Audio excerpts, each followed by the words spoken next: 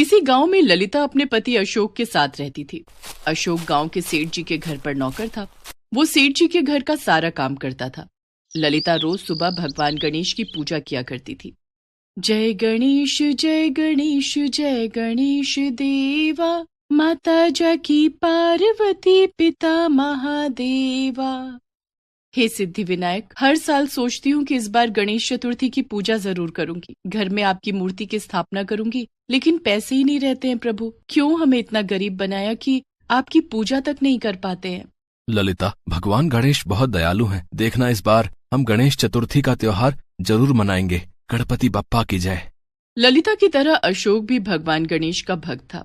उन दोनों का भगवान गणेश पर अटूट विश्वास था। ललिता, मैं काम पर जा रहा हूँ। अगले हफ्ते गणेश चतुर्थी है। मैं सेठ जी से कहकर कुछ पैसे उधार ले लूंगा। हम दोनों इस बार अपनी झोपड़ी में बप्पा को बुलाएंगे। अशोक की बात सुनकर ललिता खुश हो जाती है। वो जल्दी से अशोक को एक डिब्बे में 2 रोटियां और गुड़ का एक टुकड़ा रखकर देती है।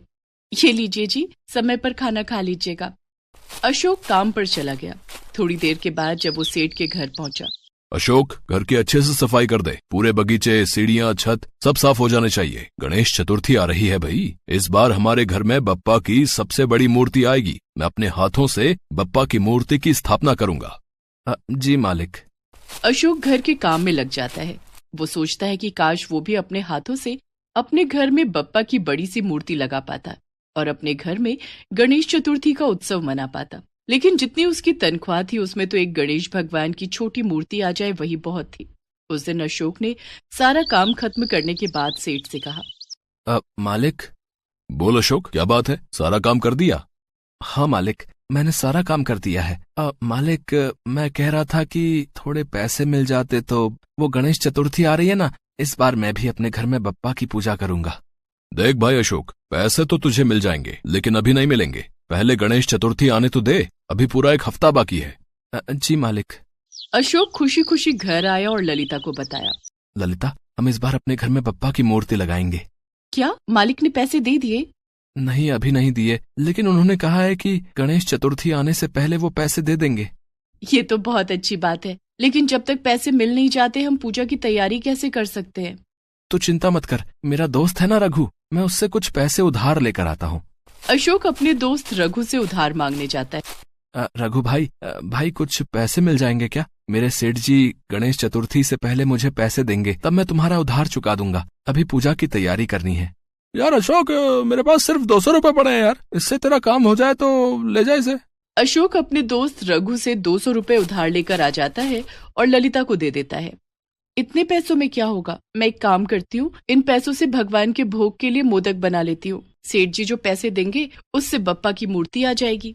ललिता उन पैसों को लेकर बाजार जाती है और मोदक बनाने का सामान ले आती है। इधर अशोक रोज काम पर जाता और सेठ जी से पैसे मांगता, लेकिन सेठ जी कल कहकर टाल देते। गणेश चतुर्थी का दिन आ गया। अशोक, आज बप्पा की मूर्ति आनी है। मैंने ऑर्डर दे दिया है, तू जाके देख मूर्ति अभी तैयार हुई कि नहीं। अगर तैयार हो गई हो तो उसे ले आ। जी सेठ जी। अशोक मूर्तिकार की दुकान पर जाता है तो देखता है कि मूर्ति तैयार हो गई थी। अशोक मूर्ति को एक ठेले पर रखकर सेठ के घर ले आता है। फिर वो मूर्ति को उठाकर पूजा स्थल पर रखने लगता है। मूर्ति बहुत बड़ी थी और भारी भी। अकेले अशोक से मूर्ति नहीं संभली और गिरकर टूट गई। ये देखते ही सेठ जी का गुस्सा 7वें आसमान पर चला गया। उन्होंने गुस्से में अशोक की खूब पिटाई की। पिटाई के कारण अशोक का दायां हाथ टूट गया। नालायक, निकल जा यहाँ से, दोबारा अपनी शक्ल मत दिखाना। बेचारा अशोक रोता हुआ अपने घर आ गया। वो रास्ते भर सोच रहा था कि उससे इतनी बड़ी गलती कैसे हो गई। इधर ललिता ने प्रसाद का मोदक बनाकर तैयार कर लिया था। आज सेठ जी ने इन्हें पैसे दे दिए होंगे, ये बप्पा की मूर्ति लेकर आते ही होंगे। इस बार हम भी अपने घर में बप्पा की पूजा करेंगे। ललिता ये सब सोचकर खुश हो रही थी, लेकिन उसकी खुशी ज्यादा देर तक नहीं रही। जैसे ही अशोक दर्द से कराहता हुआ घर आया, ललिता उसे देखकर परेशान हो गई। ये आपको क्या हुआ? लगता है किसी ने बहुत बेरहमी से मारा है। अशोक ने ललिता को सारी बात बताई और कराहते हुए बोला, आज सेठ जी ने मुझे बहुत मारा, मेरे दाहिने हाथ में बहुत दर्द है। ललिता ने अशोक के दाहिने हाथ को देखा, वो टेढ़ा हो गया था। ललिता ने उसे सीधा करने की कोशिश की तो अशोक दर्द के मारे चीखने लगा। चलिए मैं आपको अस्पताल ले चलती हूँ। नहीं, मुझसे जो गलती हुई है उसकी यही सजा है।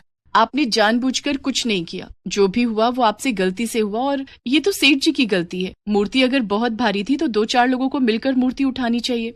ललिता अशोक को समझाकर अस्पताल ले जाती है। देखिए, इनके हाथ में फ्रैक्चर हो गया है, प्लास्टर करना पड़ेगा। कम से कम 2 महीने तक ये अपने दाहिने हाथ से कोई काम नहीं कर पाएंगे। डॉक्टर अशोक के हाथ में प्लास्टर कर देता है। दोनों दुखी मन से घर वापस आ जाते हैं। तभी अशोक का दोस्त रघु उससे अपना उधार वापस मांगने आता है। अशोक, अरे अशोक, आओ रघु आओ, कहो कैसे हो? मैं तो ठीक हूँ भाई, लेकिन तेरे हाथ में क्या हुआ? अशोक ने रघु को सारी बात बताई। ओह, मैंने तो सोचा था कि सेठ जी ने तुझे पैसे दे दिए होंगे, इसलिए मैं अपने पैसे मांगने आया था। बप्पा की मूर्ति लानी थी। रघु भाई, थोड़ी देर रुक जा, मैं तुझे शाम तक पैसे लौटा दूंगा। ठीक है, अच्छा तो मैं चलता हूँ। रघु के जाने के बाद ललिता कहती है, शाम तक रघु भैया को पैसे कैसे दे पाओगे? हमारे पास जो पैसे थे वो डॉक्टर को दे दिए। आज गणेश चतुर्थी है, बप्पा हमारी कोई ना कोई मदद जरूर करेंगे। तभी घर के दरवाजे पर एक बालक ने आवाज लगाई। क्या घर में कोई है? मुझ गरीब को कुछ खाने को मिलेगा क्या? बालक की आवाज सुनकर अशोक और ललिता दोनों बाहर आए। तुम कौन हो बेटे? मेरा नाम देवव्रत है, मैं एक अनाथ बालक हूँ, बहुत दिनों से भूखा हूँ, क्या मुझे कुछ खाने को मिल जाएगा? बालक को देख ललिता ने सोचा कि जो मोदक मैंने बप्पा को भोग के लिए बनाए थे वो इसे खिला देती हूँ, क्योंकि अब बप्पा की मूर्ति लाने के लिए पैसे नहीं है। घर में मूर्ति की स्थापना नहीं हो सकती थी। ललिता ने बालक से कहा, आओ बेटे, हमारे घर में तुम्हारा स्वागत है। बालक देवव्रत घर के अंदर आ जाता है। ललिता एक थाली में 4 मोदक रखकर उसे खाने के लिए देती है, लेकिन बालक मोदक नहीं खा रहा था। क्या बात है बेटे, क्या तुम्हें मोदक पसंद नहीं है? ऐसी बात नहीं है, मुझे मोदक बहुत पसंद है। बालक ने अशोक की तरफ इशारा करके कहा। लेकिन मैं बाबा के हाथ से मोदक खाऊंगा। लेकिन बेटे, मेरा दाहिना हाथ टूट गया है, मैं तुम्हें अपने हाथ से मोदक नहीं खिला सकता। नहीं, मैं मोदक आपके हाथ से ही खाऊंगा, नहीं तो भूख से यहीं प्राण त्याग दूंगा। लेकिन बालक जिद पर अड़ गया। बालक की जिद देखकर अशोक ने अपने दाहिने हाथ से एक मोदक उठाने की कोशिश की और उसने अपने टूटे हुए हाथ से मोदक उठा लिया और बालक को खिलाया। अशोक ने एक एक करके 4 मोदक बालक को खिला दिए। कमाल की बात है, अभी कुछ देर पहले मेरे दाहिने हाथ में बहुत दर्द था, मैं इसे हिला भी नहीं पा रहा था, और अब ना तो दर्द है, बल्कि मैंने बालक को इसी हाथ से मोदक भी खिला दिया। भाई माई, मुझे और मोदक खाने हैं। ठीक है बेटे, मैं और मोदक लाती हूँ। ललिता थोड़े और मोदक लेकर आई। अशोक अपने टूटे हुए हाथ से बालक को मोदक खिलाता रहा। धीरे धीरे करके बालक ने सारे मोदक खा लिए। माई, मुझे और मोदक चाहिए। ललिता बालक के सामने हाथ जोड़कर खड़ी हो गई और बोली, हे भगवान गणेश, मैं आपको पहचान गई हूँ, मुझे माफ कीजिए, मैं आपको और मोदक नहीं खिला सकती, मेरे सारे मोदक खत्म हो गए हैं। प्रभु, अब लीला छोड़िए और हमें दर्शन दीजिए। ललिता के इतना कहते ही बालक भगवान गणेश के रूप में आ गए और बोले, ललिता, तुम मेरी सबसे प्रिय भक्त हो, तुम्हारे हाथ के बने मोदक खाने के लिए मैं स्वयं तुम्हारे घर चला आया। भगवान गणेश ने अशोक से कहा, अशोक, तुम्हारा हाथ अब पूरी तरह से ठीक हो चुका है, अब तुम दोनों को किसी चीज की कोई कमी नहीं होगी। लेकिन भगवान, आज मेरे हाथों से आपकी मूर्ति टूट गई, मुझसे बहुत बड़ा अपराध हुआ। अशोक, उसमें तुम्हारी कोई गलती नहीं थी, तुमने गलत मंशा से कुछ नहीं किया। मेरा आशीर्वाद सदा तुम दोनों के साथ है, अब जो होगा अच्छा होगा। इतना कहकर भगवान गणेश वहां से अंतर्ध्यान हो गए। उनके जाने के बाद अशोक और ललिता की झोपड़ी में ढेर सारे धन दौलत रुपए पैसों का ढेर लग गया। अशोक ने शाम होने से पहले रघु का उधार चुकाया और कुछ पैसे लेकर मूर्तिकार के पास गया। उसने एक बड़ी सी मूर्ति खरीदी और उसे लेकर सेठ जी के घर गया। सेठ जी भगवान गणेश की बड़ी मूर्ति देखकर खुश हो गए। उन्होंने अशोक से माफी मांगी और अशोक के हाथों से मूर्ति की स्थापना करवाई। सेठ जी ने पत्नी और बच्चों के साथ गणेश भगवान की मूर्ति की पूजा की। इधर ललिता और अशोक साक्षात भगवान गणेश के दर्शन करके बहुत खुश थे। सुजाता की शादी रमन के साथ हुई थी। शादी के बाद सुजाता अपने ससुराल आती है। उसके ससुराल में सास देविका, जेठ अमन, जेठानी सुषमा और उनका 3 साल का बेटा चिक्कू रहते हैं। सुजाता का भरा पूरा परिवार था, लेकिन सुजाता को अपने ससुराल में एक कमी दिखाई पड़ी। माँ जी, हमारे घर में भगवान गणेश की कोई मूर्ति नहीं है। मैं रोज भगवान गणेश की पूजा करती हूँ। भगवान गणेश सभी विघ्न हर लेते हैं। मेरे लिए भगवान गणेश की एक मूर्ति मंगवा दीजिए। ठीक है बहू, वैसे तो इस घर में किसी देवी देवता की पूजा नहीं होती है, लेकिन तू कहती है तो मैं भगवान गणेश की मूर्ति मंगवा दूंगी। दूसरे ही दिन देविका अपने बड़े बेटे अमन से कहकर भगवान गणेश की एक मूर्ति मंगवाती है और सुजाता को देती है। ये ले बहू, भगवान गणेश की मूर्ति आ गई है, अब इन्हें जहाँ चाहे विराजमान कर दे। सुजाता घर में एक जगह पर भगवान गणेश की मूर्ति की स्थापना करती है और वो अब हर रोज सुबह सुबह भगवान गणेश की पूजा करने लगती है। पूरा घर भगवान गणेश के भजनों से गूंज उठता था। घर के सभी लोग बहुत खुश थे कि सुजाता के आने से घर का माहौल बदल गया और पूजा पाठ से घर में सुख शांति आ गई थी। फिर आया गणेश चतुर्थी का त्योहार। सुजाता ने बड़े उत्साह पूर्वक भगवान गणेश के मनपसंद मोदक बनाए और धूमधाम से गणपति बप्पा की पूजा की। धीरे धीरे दिन बीत रहे थे। एक एक करके कई साल बीत गए, लेकिन सुजाता मां नहीं बन पाई थी। सुजाता के प्रति घर वालों का व्यवहार अब बदलने लगा था। सास और जेठानी बात बात पर उसे बांझ होने का ताना देने लगे थे। एक दिन सुजाता भगवान गणेश की पूजा कर रही थी, तभी उसकी जेठानी वहां आ जाती है। क्या बात है, भगवान गणेश की पूजा हो गई हो तो घर का काम भी कर लो, या पूजा के नाम पर सारा दिन यहीं बैठी रहोगी? नहीं दीदी, मैं भी घर का सारा काम कर दूंगी। ओ महारानी, घर का काम करने से पहले मुझे चाय नाश्ता बना कर दे। पोता तो दे नहीं पाई, कम से कम चाय नाश्ता तो सही समय पर दे दिया कर। माँ जी, पोता देना इसके बस की बात तो है नहीं। पता नहीं कौन से पाप किए हैं इसने कि इतनी पूजा करने के बाद भी भगवान गणेश ने इसे माफ नहीं किया और एक औलाद नहीं दी। बार बार इसकी औलाद जन्म लेने से पहले ही भगवान को प्यारी हो जाती है। सास और जेठानी की बातें सुजाता के दिल में किसी तीर की तरह चुभती थी। सुजाता गर्भवती तो होती थी, लेकिन उसका गर्भ नहीं रुकता था और कुछ ही महीनों में उसका गर्भपात हो जाता था। अब तक 2 बार सुजाता का गर्भपात हो चुका था। सुजाता और रमन ने डॉक्टरों से काफी इलाज भी करवाया, लेकिन कोई फायदा नहीं हुआ। अब तो जैसे सुजाता के माथे पर बांझ होने का ठप्पा लग गया था। जेठानी सुषमा अपने बेटे चिक्कू को सुजाता के करीब भी नहीं जाने देती थी, जबकि सुजाता चिक्कू से बहुत प्यार करती थी। चिक्कू भी सुजाता से काफी घुल मिल गया था। एक दिन, माँ, मुझे सुजाता चाची के पास जाना है। नहीं चिक्कू, सुजाता चाची के पास बच्चे नहीं जाते हैं। क्यों? मैं सुजाता चाची के पास क्यों नहीं जा सकता? क्योंकि सुजाता चाची एक डायन है, इसीलिए तो सुजाता चाची को अपना कोई बच्चा नहीं है। डायन? डायन क्या होती है? जिस औरत को अपना बच्चा नहीं होता है ना, उसे डायन कहते हैं। सुषमा और चिक्कू की बातें सुजाता के कानों में पड़ जाती हैं। सुषमा भाभी, क्यों बच्चे के मन में मेरे लिए जहर घोल रही हो? मैंने तुम्हारा क्या बिगाड़ा है? देख सुजाता, मेरे चिक्कू के आसपास भी फटकने की जरूरत नहीं है, और अगर तुझे डायन न कहूँ तो और क्या कहूँ, जो अपने ही बच्चे को खा गई? जेठानी की बात सुनकर सुजाता फूट फूट कर रोने लगती है। पहले रमन उसे समझाता था और उसका साथ दिया करता था, लेकिन अब तो उसने भी सुजाता को बांझ मानकर उससे मुंह मोड़ लिया था। धीरे धीरे दिन बीत रहे थे। गणेश चतुर्थी का त्योहार नजदीक आ रहा था। सुजाता बहुत खुश थी। उसने पूरे घर को दुल्हन की तरह सजा दिया और अपने हाथों से प्रसाद का मोदक बनाया। लेकिन गणेश चतुर्थी वाले दिन सुजाता जैसे ही भगवान गणेश की पूजा करने जाती है, सास देविका ने उसे रोक दिया। रुक जा सुजाता बहू। क्या बात है माँ जी, आपने मुझे बप्पा की पूजा करने से क्यों रोक दिया? क्योंकि आज से गणेश चतुर्थी की पूजा तू नहीं करेगी, तेरी जेठानी सुषमा करेगी। लेकिन माँ जी, हर बार गणेश चतुर्थी की पूजा मैं ही करती आई हूँ। करती थी, लेकिन अब नहीं करेगी। हम बांझ बहू से भगवान गणेश की पूजा नहीं करवा सकते। भगवान गणेश भी तेरी पूजा स्वीकार नहीं करते हैं, इसलिए तो तुझे औलाद का सुख नहीं दिया। सुषमा, चल भगवान गणेश की पूजा कर। गणेश चतुर्थी के दिन सुजाता को गणपति की पूजा करने से रोक दिया गया था। सुजाता सारे ताने तो सह सकती थी, लेकिन बप्पा की पूजा से वंचित होना वो सह नहीं पाई। वो रोते हुए अपने कमरे में आ गई, जहाँ रमन बैठा हुआ था। सुजाता ने रमन को सारी बात बताई। तो इसमें रोने वाली कौन सी बात है? माँ ठीक ही तो कह रही है। भगवान की पूजा एक भरे पूरे परिवार की औरत को करनी चाहिए, और तुम तो अधूरी हो, तुम्हारी कोई संतान नहीं है। तुम्हारी पूजा भगवान गणेश को पसंद होती तो अब तक तो तुम माँ बन गई होती। इतना कहकर रमन कमरे से बाहर चला जाता है। सुजाता दुनिया भर के ताने सह रही थी, लेकिन पति के मुंह से इतनी कड़वी बातें वो सहन नहीं कर पाई। उससे भी ज्यादा पीड़ा सुजाता के लिए ये थी कि उसे गणेश चतुर्थी की पूजा करने से रोक दिया गया था। उससे बप्पा की पूजा और आरती का अधिकार छीन लिया गया था। हे गणपति, अगर मैं आपकी पूजा ही नहीं कर पाई तो मेरा इस दुनिया में रहने का क्या मतलब? अगर मैं आपकी पूजा नहीं कर सकती तो मुझे जीने का भी कोई अधिकार नहीं। इतना कहकर सुजाता घर से बाहर निकल गई। सुजाता थोड़ी दूर गई थी कि तभी उसे किसी ने आवाज दी।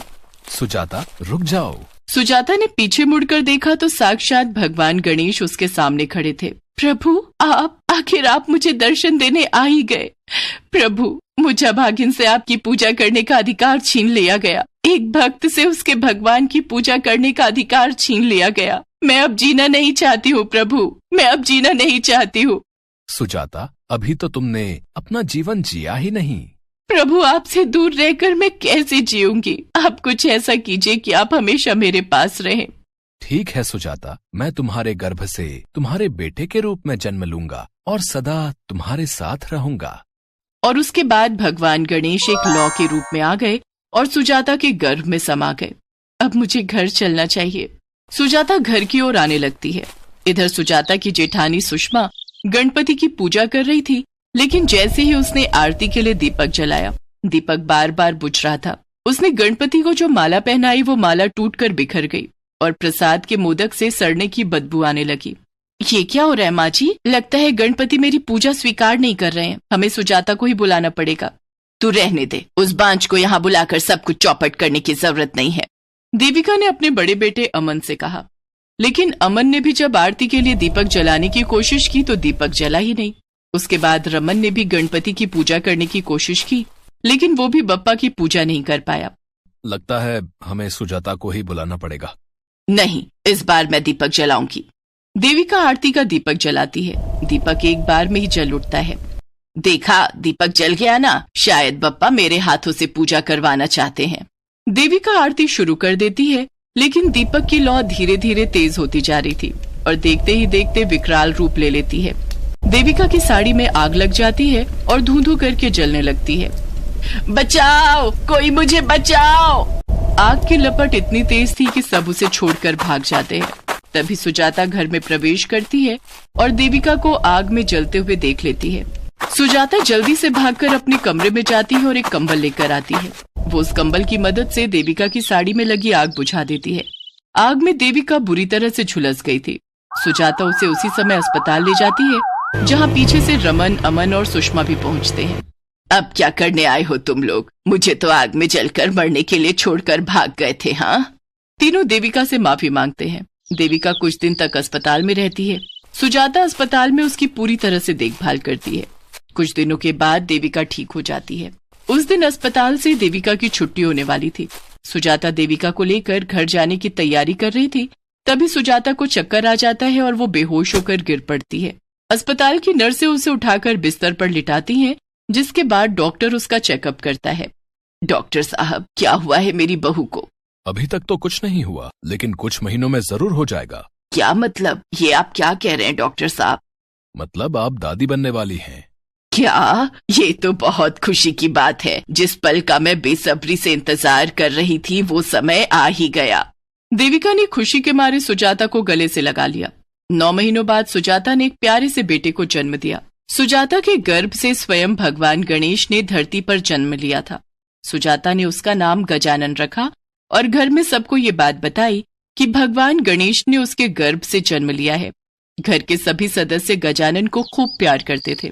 सुजाता रोज पहले की तरह भगवान गणेश की पूजा करती और घर के बाकी सदस्य उसका साथ देते थे। सभी मिलकर हर साल गणेश चतुर्थी का त्योहार बड़ी धूमधाम के साथ मनाते थे।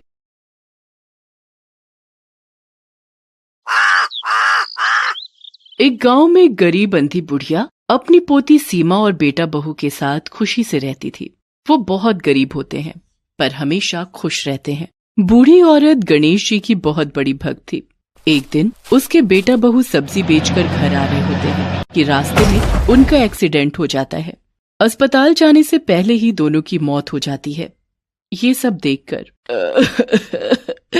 हे गणेश जी, अब मैं कैसे जीऊंगी? मेरी पोती का क्या होगा? एक तो ये बूढ़ा शरीर और ऊपर से मुझे कुछ दिखाई भी नहीं देता। मैं कैसे पालूंगी अपनी पोती को? ये सब कहकर बूढ़ी औरत फूट फूट कर रोने लगती है। अगले दिन क्या करूं? कुछ समझ नहीं आ रहा है। पहले बेटा बहू मंडी से सब्जी लाकर बेचते थे, पर अब कौन जाएगा मंडी? इतने में सीमा बहुत सारे फूल लेकर आती है। बूढ़ी औरत फूल की खुशबू सूंघकर कहती है, ये फूल क्यों तोड़ लाई? मैंने इन्हें गणेश जी की पूजा के लिए रखा है। दादी, इतने सारे फूलों से पूजा क्यों करोगी? क्यों ना हम इन फूलों को मंदिर के पास जाकर बेचें? मैंने अभी आपको गणेश जी के सामने रोते देखा तो सोचा कि आपकी मदद की जाए। बूढ़ी औरत को पोती की बात अच्छी लगती है और वो कहती है, अरे ये तो बड़ा अच्छा सुझाव दिया तूने। कहाँ से सोचा ये सब? दादी, मैं रोज आपके साथ मंदिर जाती हूँ। मैं वहाँ लोगों को पैसे देकर फूल खरीदते हुए देखती हूँ। दादी उसे गले लगा लेती है और अगले दिन से मंदिर के बाहर जाकर फूल बेचने का काम करने लगती है। जैसे तैसे दोनों का गुजारा हो रहा होता है। एक दिन, दादी, आप तो इतनी ज्यादा गणेश जी की पूजा करती हो, फिर भी वो आपकी नहीं सुनते हैं, ऐसा क्यों? ऐसा नहीं है बेटी, जिसके भाग्य में जो है उसे वो भोगना ही पड़ता है। अगर हमारे साथ कुछ गलत हो रहा है तो इसका मतलब ये नहीं कि हम भगवान पर से अपनी आस्था कम कर लें। दादी, मैंने मंदिर में कुछ लोगों को बातें करते सुना कि कुछ दिनों में गणेश चतुर्थी आने वाली है। हाँ मेरी बच्ची, तूने एकदम ठीक कहा। दादी, हर साल की तरह हम गणेश चतुर्थी मना पाएंगे क्या? जैसा गणेश जी चाहेंगे वैसा ही होगा। दोनों दादी पोती मिलकर फूल माला बेचती हैं। दिन बीत रहे होते हैं। बूढ़ी औरत बीमार रहने लगती है। तभी एक दिन रात में बूढ़ी औरत के प्राण लेने यमराज आते हैं। यमराज की आवाज सुनकर, आप कौन हैं? मैं यमराज हूँ, आपके प्राण लेने आया हूँ। आप मेरे प्राण नहीं ले सकते। मेरे सिवा मेरी पोती का कोई नहीं है। पहले आपने उसके माता पिता को उससे छीन लिया और अब मुझे भी। ऐसा मत कीजिए, वो अनाथ हो जाएगी। ये तो विधि का विधान है, मुझे आपके प्राण लेने ही पड़ेंगे। मैं कुछ नहीं कर सकता। यमराज बूढ़ी औरत की बात नहीं मानते। वो अपनी जिद पर अडिग होते हैं। तभी बूढ़ी औरत कहती है कि मैंने सुना है कि मरने वाले की आखिरी इच्छा पूरी की जाती है। हाँ, सही सुना है। बताओ तुम्हारी अंतिम इच्छा क्या है? मैं उसे जरूर पूरा करूँगा, ये मेरा वादा है। 2 दिन बाद गणेश चतुर्थी है। मैं अपनी पोती के साथ अंतिम बार गणेश चतुर्थी की पूजा करना चाहती हूँ। यमराज जी वादा कर चुके थे, इसलिए वो पीछे नहीं हट सकते थे। यमराज जी बूढ़ी औरत को 2 दिन का और जीवन दान देकर चले जाते हैं। बूढ़ी औरत चिंता में रहने लगती है। वो सुबह उठती है और सीमा को बुलाकर कहती है, बेटी, मेरी तबीयत आज ठीक नहीं है। एक काम कर, तू अकेली मंदिर चली जा। सीमा दादी से पूछती है कि क्या हुआ, पर दादी कुछ नहीं बताती। तो सीमा अकेले मंदिर चली जाती है और फूल बेचती है। फूल बेचकर सीमा घर आती है और दादी को चुप चुप देखकर कहती है, दादी, आप इतनी चिंता में क्यों हो? कल गणेश चतुर्थी है और आप तो गणेश चतुर्थी का कब से इंतजार कर रही थी। ऐसा क्या हुआ है? आप इतनी गुमसुम क्यों हैं? बूढ़ी औरत की आंखों में आंसू आ जाते हैं। वो अपनी पोती को गले लगा लेती है और अगर सीमा को पता चलेगा कि मैं गणेश चतुर्थी के बाद उसे छोड़कर जाने वाली हूँ तो इसका दिल टूट जाएगा। एक काम करती हूँ, उसे ये सब नहीं बताती हूँ। उसके बाद बूढ़ी औरत पूजा की तैयारी करने में लग जाती है। पर उस दिन बहुत बारिश होने लगती है। पूरे दिन रात बारिश को देखकर, दादी, आज तो मंदिर भी नहीं जा पाएंगे फूल बेचने। हमारे पास पैसे भी नहीं है। हम कैसे मनाएंगे गणेश चतुर्थी? बेटी, सब हो जाएगा। गणेश जी पर भरोसा रख। रात में बारिश रुक जाती है। सीमा सुबह उठती है तो देखती है कि बारिश रुक गई होती है। ये देखकर, दादी, बारिश रुक गई है, चलो हम भी गणेश चतुर्थी की तैयारी करते हैं। सीमा अपनी दादी के साथ मंदिर जाती है और फूल बेचती है। जो पैसे मिलते हैं उससे सीमा अपनी दादी के साथ गणेश जी की मूर्ति खरीदने जाती है। दुकानदार पैसे देखकर उसे भगा देता है और कहता है, हाँ, पता नहीं सुबह सुबह कहाँ से आ जाते हैं। जब पैसे नहीं होते तो दुकान पर आते ही क्यों हो? दादी, क्या हम गणेश चतुर्थी नहीं मना पाएंगे? नहीं बेटी, ऐसा नहीं है। हम जरूर मनाएंगे गणेश चतुर्थी। दोनों सड़क के पास एक पेड़ के नीचे बैठ जाती हैं। तभी वहां उन्हें गणेश जी की एक मूर्ति मिलती है। उसे देखकर, दादी, ये कितनी सुंदर गणेश जी की मूर्ति है। मैंने कहा था ना कि गणेश जी सब ठीक करेंगे। वैसे भी ये मेरी तेरे साथ अंतिम गणेश चतुर्थी है। ये कहकर बूढ़ी औरत रुक जाती है, पर सीमा ये सब सुन लेती है और दादी से कहती है, दादी, क्या बात है? ये गणेश चतुर्थी आपकी अंतिम गणेश चतुर्थी कैसी है? मैं देख रही हूँ आप 2 दिन से बहुत परेशान हो। सीमा बार बार अपनी दादी से यही बात पूछने लगती है। बूढ़ी औरत सारी बातें अपनी पोती को बता देती है। ये सब सुनकर, दादी, आपको कुछ नहीं होगा। आप ही कहती हैं ना, जो सच्चे दिल से गणेश जी की पूजा करते हैं उन पर गणेश जी की कृपा बनी रहती है। उसके बाद सीमा उस मूर्ति को लेकर घर जाती है और थोड़े से लड्डू खरीद लेती है और अपने पास रखे फूलमाला से बहुत ही आस्था और विश्वास के साथ गणेश जी की पूजा करती है। सीमा गणेश जी से अपनी दादी की लंबी उम्र मांगती है। थोड़ी ही देर में रात हो जाती है और दादी सोने चली जाती हैं, पर सीमा को नींद नहीं आ रही होती है कि तभी एक तेज रोशनी होती है। ये सब देखकर, ये रोशनी कैसी है? ये रोशनी तो मूर्ति से आ रही है। मैं तुम दोनों की अटूट भक्ति से बहुत खुश हूँ।